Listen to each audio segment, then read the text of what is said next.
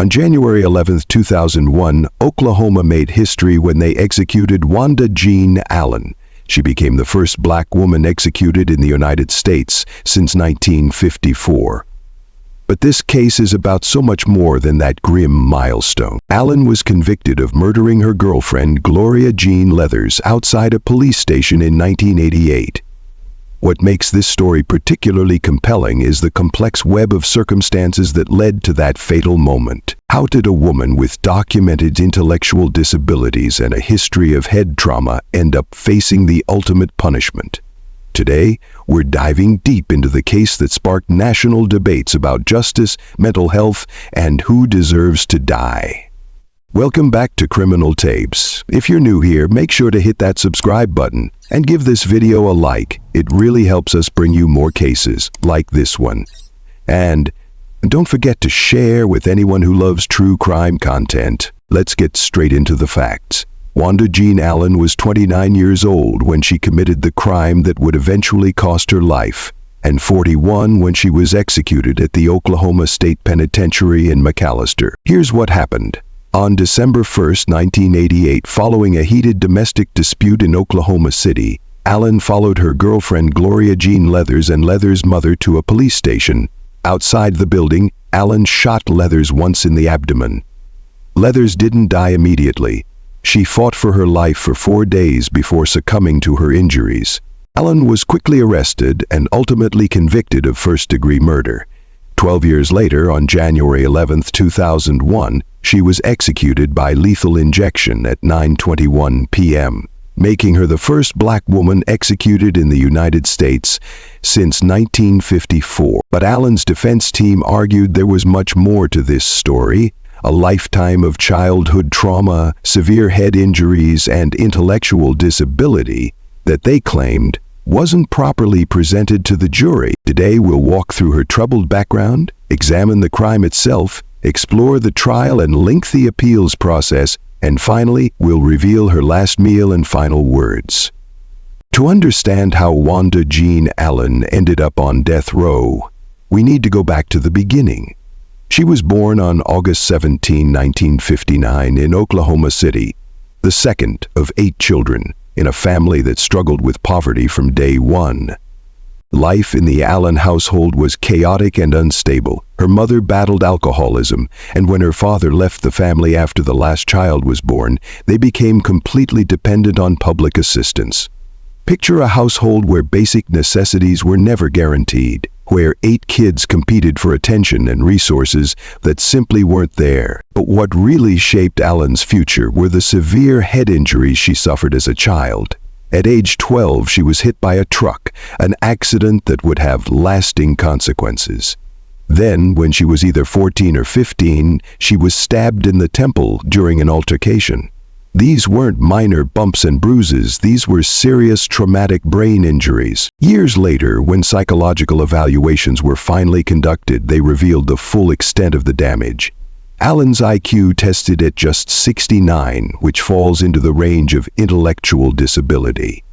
The evaluations also found clear evidence of brain dysfunction that affected her ability to understand complex situations, make sound judgments, control her impulses, and handle stress. Think about it.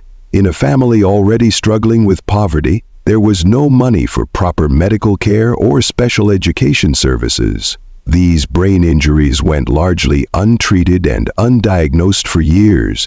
The combination of poverty, family instability, and untreated neurological damage created a perfect storm. Before we get to the crime that put Allen on death row, we need to talk about what happened in 1981 because this earlier incident would play a huge role in her eventual death sentence. Allen was involved in the shooting death of her former lover, Deidre Pettis. According to Allen's version of events, the shooting was accidental and happened during what she described as an exchange of gunfire between them. However, forensic evidence told a different story.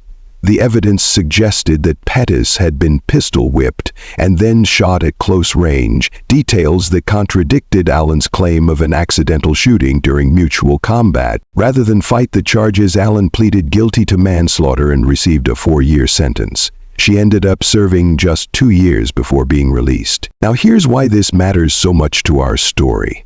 When prosecutors later charged Allen with murdering Gloria Leathers, they had this prior violent felony conviction to work with. Under Oklahoma law, a previous violent crime can serve as an aggravating factor that makes someone eligible for the death penalty. It also allowed prosecutors to paint a picture of Allen as someone with a pattern of deadly violence in intimate relationships. The defense would argue that Allen's brain injuries and cognitive impairments played a role in both incidents. But legally speaking, this 1981 case became the foundation that made Allen's eventual death sentence possible. It was a tragic precedent that would ultimately seal her fate. Wanda Jean Allen and Gloria Jean Leathers met while both were incarcerated, Allen serving time for the Dedra Pettis killing and Leathers for her own legal troubles. After their releases, they began living together, but their relationship was anything but stable. Those who knew them described their relationship as turbulent and violent, with frequent arguments that sometimes escalated into physical confrontations. Both women had volatile tempers, and their conflicts often spilled over into public spaces, involving friends, family, and neighbors. December 1, 1988 started like many other days for the couple with an argument. But this time things escalated beyond their usual pattern. Following the domestic dispute, Gloria Leathers and her mother decided they'd had enough. They drove to the police station to file a formal complaint against Allen. But Allen wasn't about to let it end there. She followed them to the station, turning what had been a private domestic dispute into a very public confrontation at the doorstep of law enforcement. Here's where the story gets complicated.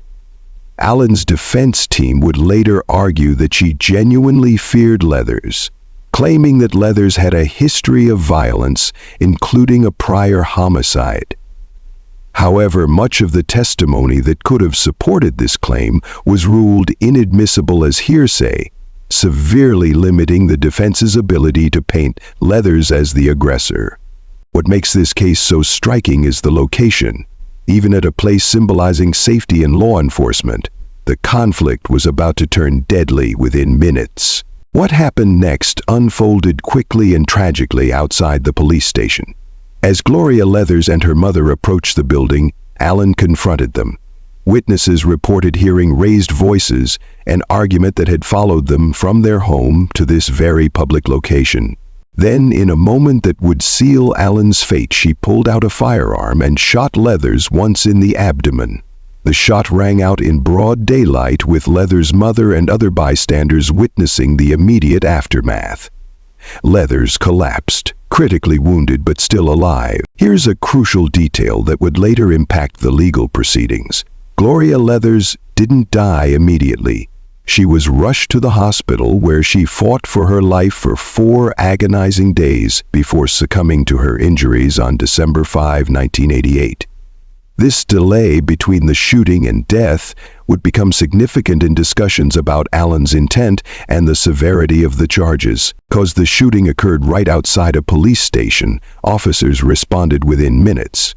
The investigation was straightforward: multiple witnesses, a clear sequence of events, and physical evidence that aligned with eyewitness accounts. But here's where the two sides diverged completely. The prosecution saw this as a deliberate act of violence by someone with a history of killing intimate partners. Allen's defense, however, painted a different picture. They argued this was self-defense by a woman with severe cognitive impairments who genuinely feared for her life. The location of this crime, literally at the doorstep of law enforcement, created a powerful image that would influence public perception.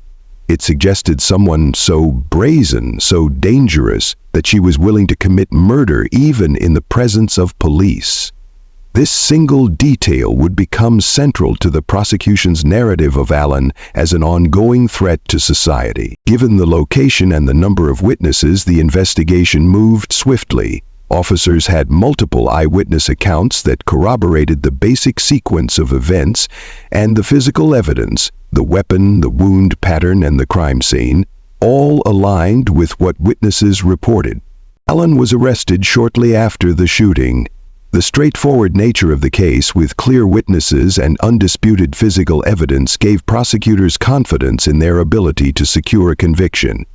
There was no question about who pulled the trigger or where it happened. The only real debates would center on Allen's state of mind and whether her actions constituted first-degree murder. The booking process proceeded routinely, but behind the scenes, prosecutors were already considering the most serious charges possible. With Allen's 1981 manslaughter conviction for killing Dedrick Pettis, they had the prior violent felony needed to seek the death penalty under Oklahoma law. This wasn't just another domestic violence case that had turned deadly. This was a repeat offender who had now killed 2 intimate partners. The prosecution saw a clear pattern of escalating violence, and they were prepared to argue that Allen posed a continuing threat to society that could only be addressed through the ultimate punishment.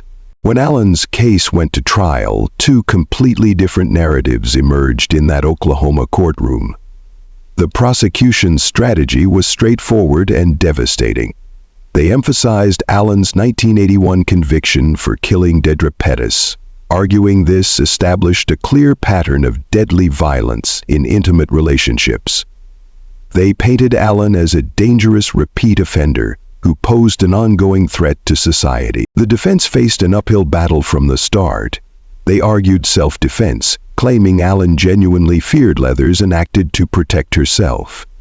They also tried to present evidence about Allen's cognitive impairments and brain injuries, arguing these affected her perception of threats and her ability to respond appropriately to stressful situations. But here's where things got complicated for the defense. Much of their supporting evidence about Leathers' alleged history of violence was ruled inadmissible as hearsay. This severely limited their ability to substantiate Allen's claim that she feared for her life. The jury never heard the full picture the defense wanted to present about why Allen might have felt threatened. The prosecution also had a significant advantage when it came to expert testimony about Allen's mental state. While the defense tried to present evidence of her low IQ and brain dysfunction, the prosecution's experts countered with their own assessments, and the jury ultimately wasn't convinced that Allen's cognitive issues excused her action. After deliberating, the jury found Allen guilty of first-degree murder.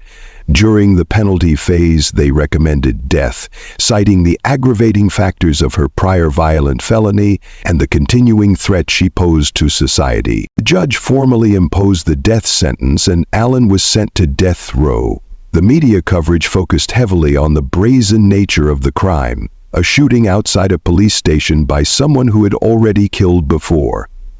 The stage was now set for over a decade of appeals. Allen's legal team immediately began the lengthy appeals process, focusing on several key arguments.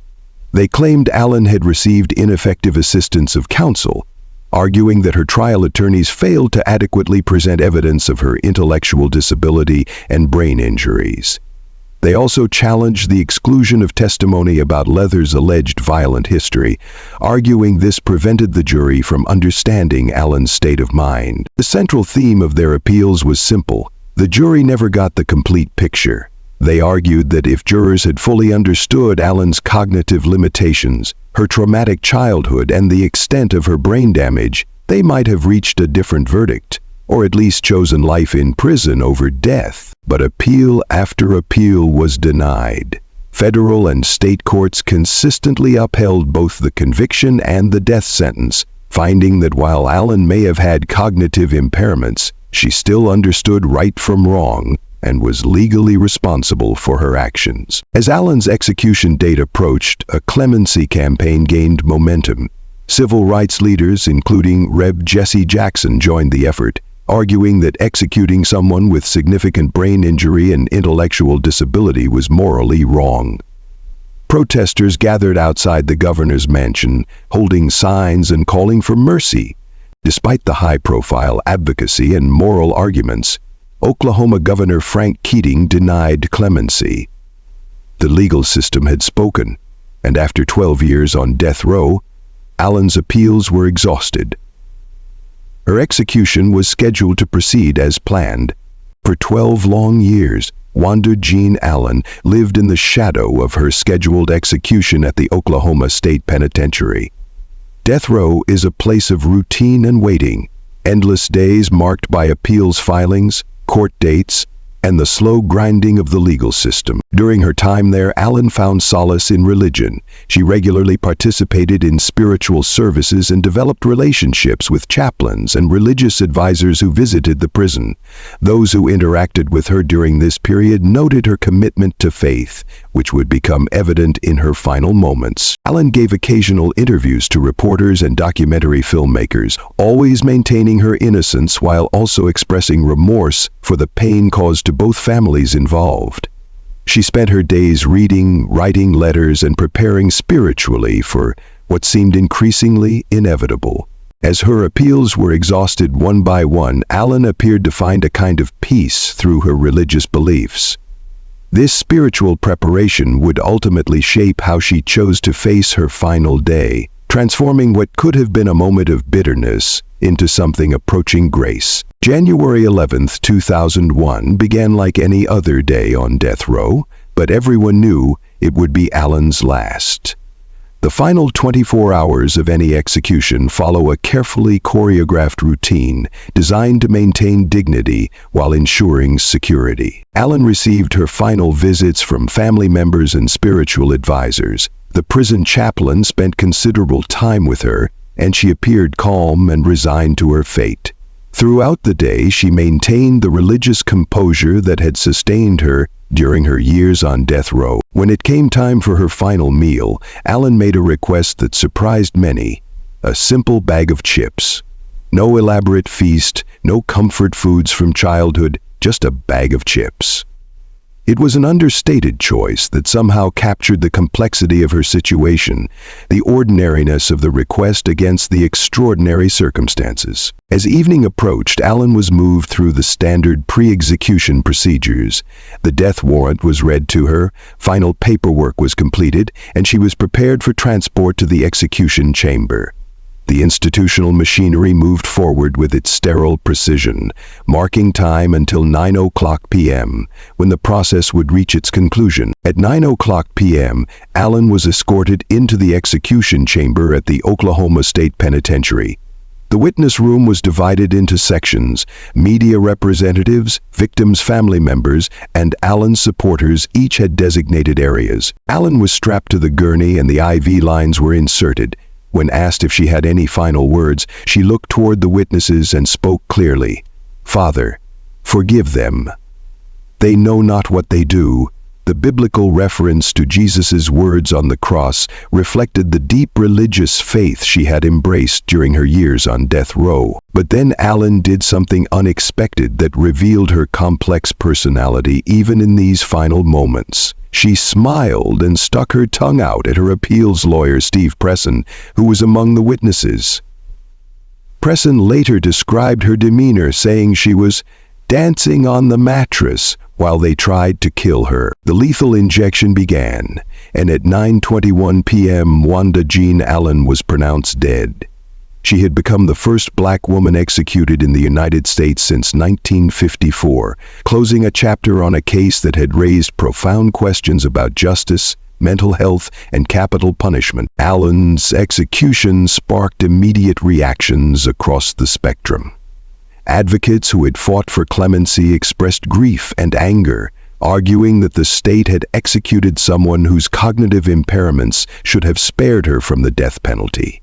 Meanwhile, supporters of the victim's family felt that justice had finally been served after 13 years. The case drew national attention not just because of the crime, but because of the complex issues it highlighted: the intersection of race, sexuality, poverty, mental health, and capital punishment in America's justice system.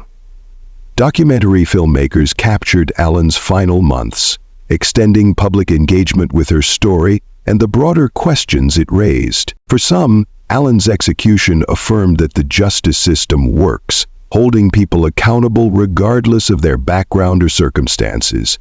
For others, it deepened concerns about whether we should execute individuals with significant cognitive impairments and traumatic histories.